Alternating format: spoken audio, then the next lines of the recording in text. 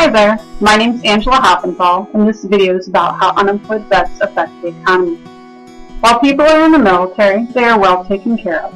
Everything from being fed 3 meals a day to having a place to live. They also always have someone who they can go to if they have questions about anything, from where there's good daycare for their child to what they need to do to advance. Before separating or retiring from the military, everyone is now required to attend a class called Transition GPS, Goals, Plan, and Succeed. This program was designed in the hopes it will assist military members while they get ready to transition into the civilian sector. But what happens once they leave the military gates for the last time and are on their own in the civilian sector? There are different organizations that do assist the veterans once they have separated or retired from the military. The Veteran Affairs Office, also known as the VA, plays a large part in assisting vets once they're out of the military. The VA employs nearly 280,000 people across hundreds of veteran affairs, medical facilities, clinics, and benefit offices, and is responsible for administering programs to the vets, their families, and the survivors. This gives back to the community where these offices are located, as they bring in work for those who may otherwise be unemployed. The VA does help in many different ways, but they don't have the capabilities to just give every vet leaving the military a job.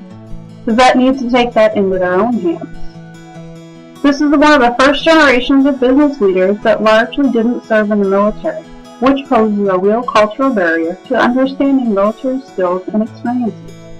They don't understand that a sailor who served as an air traffic controller has more training than the air traffic controller sitting in the tower over Chicago's airports.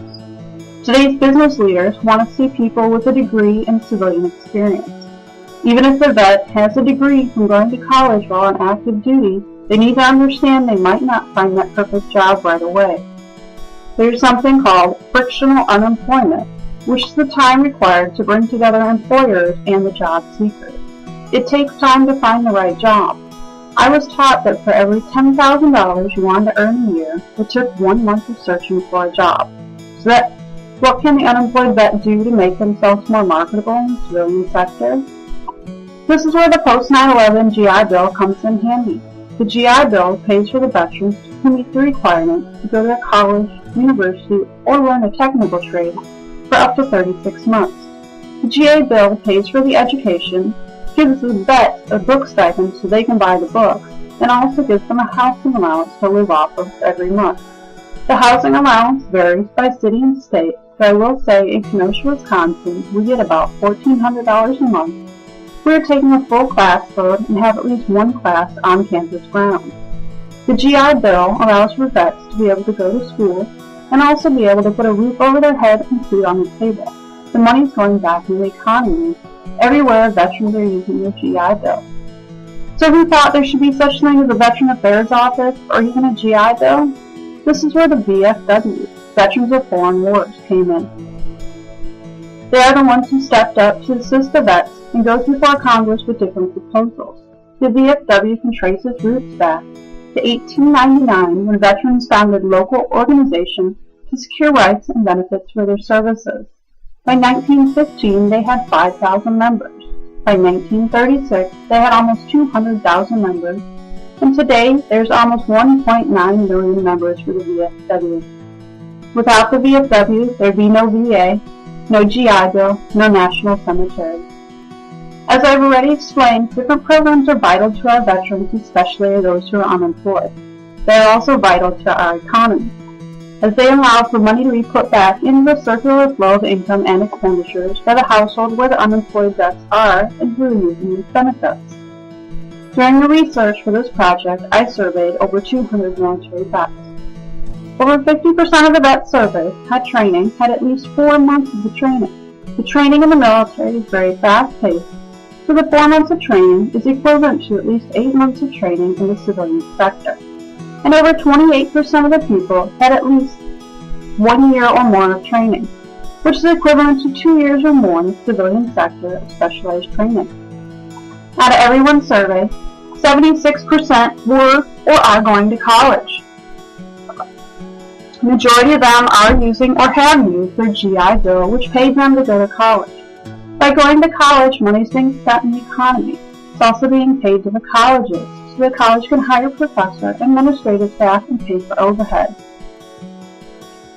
Of those surveyed, 40% of those people are not employed. That is either by their own choice or they have not been able to find a job. Over 24% of the people, after leaving the military, had to get some kind of state or federal benefit. Example of these benefits would have been unemployment, state medical assistance, or Social Security. So veterans and civilians alike are claiming unemployment. How does that work? Where's the money coming from to pay for the vet's unemployment? Every state allows for a different length of time that people can receive unemployment benefits. The federal unemployment account provides a loan for state unemployment programs to ensure a continued flow of benefits during times of economic downturn. Employers pay state and federal taxes to cover those unemployed checks. That is also true for unemployed veterans who claim unemployment. The military branch they served in pays into the unemployment so the vet can claim and receive unemployment as long as they meet all the requirements. Some people think that to get these figures on unemployment, the government uses the actual number of people filing claims for unemployment insurance under federal or state benefit programs. That's not quite true.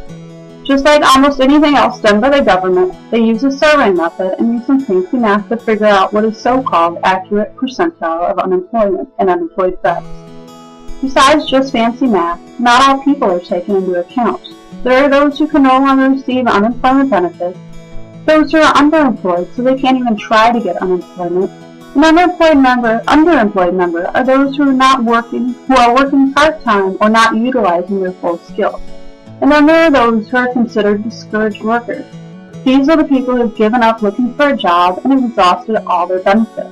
So clearly, the unemployment information cannot nor should be used as a source for complete information of the number of unemployed people. There is hope, though, for our unemployed veterans. There's something called the VOW.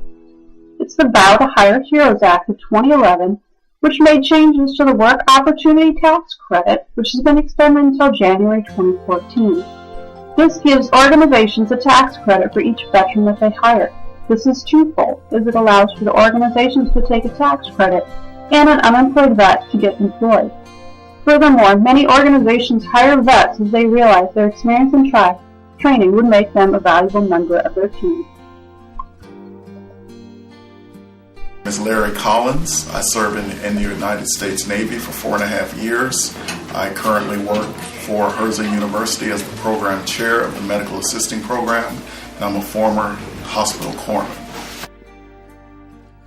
Being an unemployed veteran doesn't mean that they are a drain on the economy taking government handouts like food stamps and such.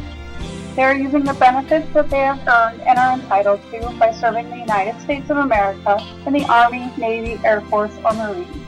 The veterans are putting money back into the economy by using these various benefits. Also, the majority of those who are unemployed are actively seeking employment and/or going to college.